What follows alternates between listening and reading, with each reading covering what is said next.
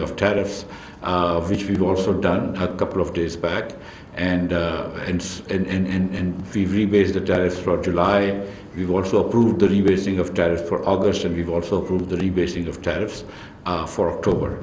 So we've said, and I think there was one other prior condition about interest rates and LTFF, long-term financing facility, and EFS, export financing and scheme, and all of those tariffs have also been, all of those rates have also been raised. So we've met the prior conditions by the IMF to be able to get, hopefully, the first tranche whenever their board meeting takes place. Unfortunately, because of the board holidays, the board meeting is in the later part of August, although I would hoping that it would be in the earlier part of August. There's been some talk about corruption laws, and this is why the IMF thing came to my mind, about some anti-corruption laws. And in fact, although it's not a prior action, it is a structural benchmark. I think the IMF did talk about anti-corruption laws, and they've been talking about this since the fifth review, which I think was in 2020. And there were some disagreements, but this time I was very enthusiastic about this, and I actually quickly agreed to this, except that I wanted to add two other things. The benchmark was about forming a team that would do a diagnostic analysis of anti-corruption laws in Pakistan. What I really added, the effectiveness of anti-corruption laws in Pakistan. What I added was two other clauses. One was that not just the effectiveness of the anti-corruption laws, but also whether these laws can or have been used to persecute or victimize your political opponents, because that's also possible. And then third, also, is there a trade-off between efficiency and effectiveness of the government and anti-corruption laws? For instance, Pakistan today is buying very expensive LNG on spot rates, and the previous government was unable to do a long-term deal. And when you ask them, and they've said this on TV many times, that they said that they were scared of anti-corruption laws or NAB laws. So that's a huge cost to the government of Pakistan, because some previous ministers were scared of those laws. So then you have to see what is the effectiveness and what is the advantage of the anti-corruption laws. And inshallah, we will hire, in consultation with the IMF and civil society of Pakistan, we will constitute a commission of some of the best experts from around the world. I hear that New Zealand and Singapore are two of the least corrupt countries in the world, so hopefully we'll get experts from there. We'll get experts from Pakistan, and I told yesterday that I'll get experts from Pakistan Business Council.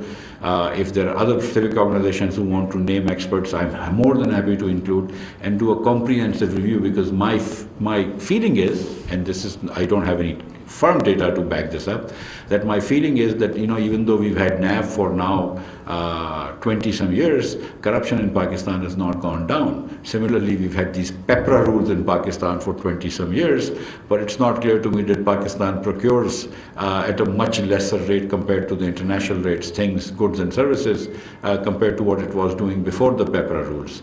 So these rules have actually become more of a straitjacket, also an excuse to some people to not work, but these rules have become a straitjacket and not allowing people to work. So that's the anti-corruption part. There is also this part that people talk about friendly countries aiding us, and some people have said that that's a prior condition. I can say that it's not a prior condition, but yes, there is a case that we have a $4 billion financing gap that we have to find during the year, and we will.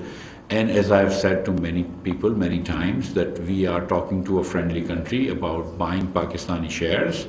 There is no possibility of us sharing a government-to-government shares on a government-to-government basis.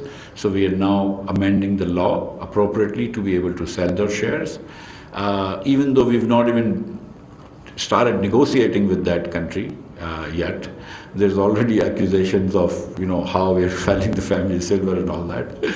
We're only selling shares of companies which are already traded in the Karachi Stock Exchange. We're only selling a little bit shares of each company, so we're not selling majority stakes or ownership stakes or management stakes. And finally, these shares will be sold on buyback basis. So, like if I sell something for $100 today and I can buy this for $105, then really the price is not relevant, right? Because at any given price, I can always sell it back, buy it back for 5%. So all of these will be a repo, will have a buyback clause on those shares. So any allegations of anything inappropriate, I think, just falls flat.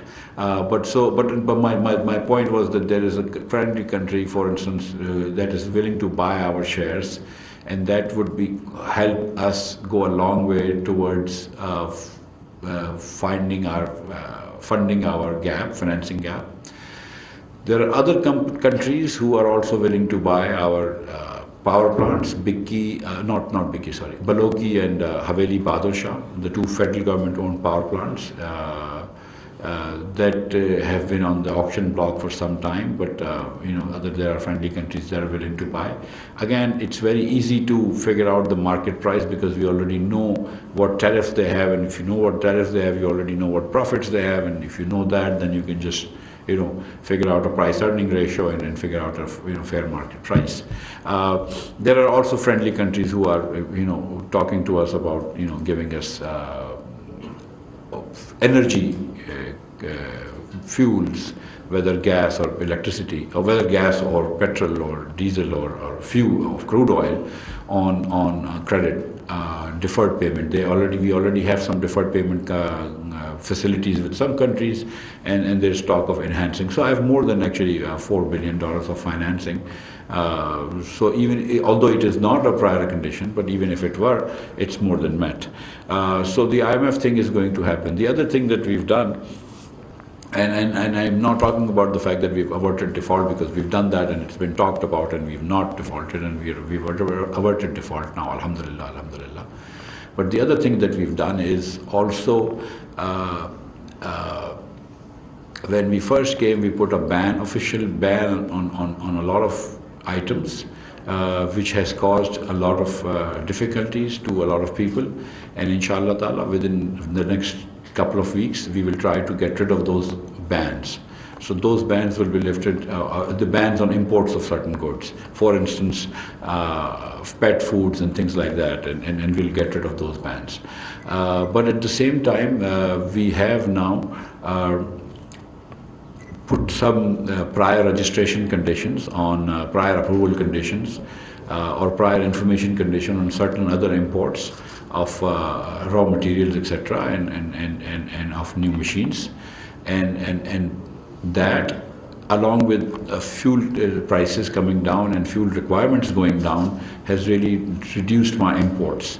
Let me just say that when we were subsidizing diesel and petrol and motor gasoline, for instance, the demand for that had gone up. One, because price was cheap, but also because people were actually hoarding it, and the companies were also storing it as much as they could. Resultantly, Pakistan, which normally has 6 days of diesel, ended up with I think today it has probably like 42, 43 days of diesel. So 7 times the normal storage. Similarly, Pakistan, which has maybe 10 days of motor gasoline, today has 30 days of motor gasoline. So we've actually imported a lot more motor gasoline and diesel, and we probably have 3 to 4 months of, or maybe even more, of furnace oil. So we'll not be importing a lot of those things in the next, we haven't imported them in the last few days, and we are not going to import them a lot in the next fortnight or so. So that is also reducing our import bill, plus some other things that we've done, administrative measures, plus the increase in interest rates, the dollar rate going up, contraction of demand. All of that combined has resulted in our imports, at the port this year. This is as of day before yesterday. The number was $3.77 billion, and since there were, I think, 4 working days left, so we were expecting that the number would be about $4.3, $4.4 billion. I mean, that's a remarkable contraction. In fact, we are perfectly comfortable even if the imports are $5.5 billion. But what would happen is that from next month onwards, inshallah, the incoming dollars in Pakistan by way of exports and remittance will be more than the outgoing dollars from Pakistan by way of imports or some debt repayments. servicing, I should say. And because we will have more imports, we will have more inflow of dollars than outflow of dollars, we will inshallah then, therefore, not have the pressure on Pakistani rupee that exists today, and we will, as you will see, that Pakistani rupee will not be under pressure anymore. At that point, we will either be able to build reserves or, the rupee will appreciate, but that's a decision that, I leave to the short-term future of 2-3 weeks from now.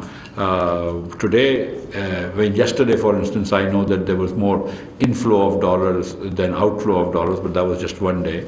But we've actually controlled the situation quite a bit now, so that imports have really reduced in Pakistan, and inshallah now the export plus remittance, which is and remittance, think of remittance export of labor, that export of labor and goods now is more in Pakistan than imports. So we have actually turned that corner, and now we've become safe. Of course, this is only a temporary measure. I want demand to expand, and I want economy to grow. And after a few months of breather, these sets of policies will give us to this quarter, will institute policies that once again bring back growth in Pakistan, but an inclusive growth, and most importantly, a sustainable growth. Pakistan has not been able to have sustainable growth. We've seen Pakistan go bust every few years. Every time we go beyond north of 5% growth, we go bust. So we have to come up with a sustainable growth, and it turns out that the way to achieve sustainable growth is happily also an inclusive growth. And rather than getting the manufacturing sector, which imports a lot of machineries and then also raw materials, rather than growing the manufacturing sector, if we start growing by farming sector and the urban poor, hopefully.